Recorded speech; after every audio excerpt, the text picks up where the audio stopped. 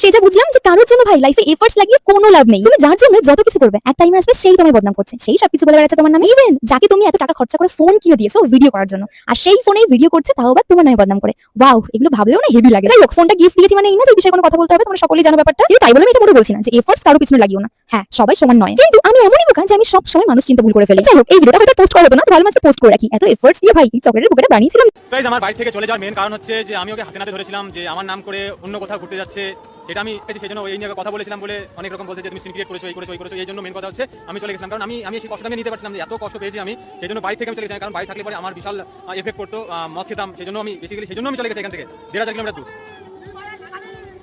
তো এই জন্য আমি বাড়ি থেকে চলে গেছিলাম। তো এখন পরে অনেক বলেছে যে তুমি এরকম বাড়ি থেকে না গেলে পরে কোনো কিছুই হতো না, মানে কিরকম ভাবে কথা বলে মানুষ, তাই দেখছি আমি যার জন্য বাড়ি থেকে চলে গেছিলাম প্রায় 1500 কিলোমিটার দূর জন্য গেছিলাম, সে পরে দেখি সে ঘুরে বেড়াচ্ছে এখানে ওখানে ঘুরতে যাচ্ছে।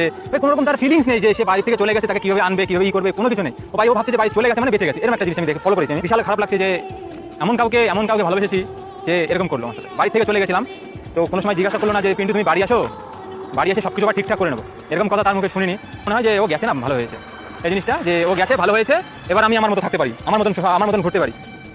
তো ভাই কি বলি, এইসব জিনিস দেখে না আমি রীতিমতো হাসছি। ও কি মজা, ঘুরতে যাচ্ছে, এ করছে ও করছে। ও যার জন্য একটা মানুষ সোশ্যাল মিডিয়াতে আসতে পেরেছে, যে তাকে সমস্ত আইডি বা চ্যানেলগুলো ওপেন করে দিল, চ্যানেল কি করে গ্রো করবে সেগুলো শিখিয়ে দিল, ইভেন সবকিছু সেটআপও করে দিল। তার নামে যে এত কিছু মানে বলা যায় সেটা আমি সত্যি জানতাম না। টু বি অনেস্ট, আমার কাছে সব আইডি চ্যানেলগুলো এখনো রয়েছে, আমি চাইলে সমস্ত পোস্টগুলো ডিলিট করতে পারতাম, ইভেন চ্যানেলটাই ডিলিট করতে পারতাম, বাট আমি চাইনি সেটা করতে। আমি তো এটাই মনে করি যার যে কন্টেন্ট পোস্ট করে ভিউজ আসছে সেটা করছে, এটাই লাস্ট অবধি আমি এটাই দেখবো যে কদিন এরকম টাইপের ভিডিও করে কারণ আমি বদনাম করে চ্যানেল গ্রো করা যায় বা ইনকাম করা যায়, দেখি কদিন কে করতে তো পারে। বন্ধুরা, এই ভিডিওটা দেখে তোমাদের কি মনে হচ্ছে? এরা কি সত্যি নাটক করছে নাকি এদের সত্যি ব্রেকআপ হয়েছে?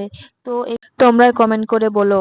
তো এখানে কার দোষ, পিন্টু না সুমির দোষ, তোমরা কমেন্টে বলো। তো আমার তো মনে হচ্ছে এরা দুজনেই নাটক করছে, কারণ ইউটিউবে ভিউজ ডাউন হওয়ার কারণে ইউটিউবে তো এখন এসবই চলছে। তো আমার মনে হচ্ছে এরা নাটক করছে ভিউজ ডাউন হয়ে যাওয়ার কারণে। তো তোমাদের কি মতামত কমেন্টে জানিও। যদি সত্যি হয়ে থাকে পিন্টুর জন্য তাহলে এটা খুবই খারাপ। তো তোমরাই কমেন্ট বক্সে বলে যাও যে কার দোষ। আমার তো মনে হচ্ছে ওরা দুজনেই নাটক করছে।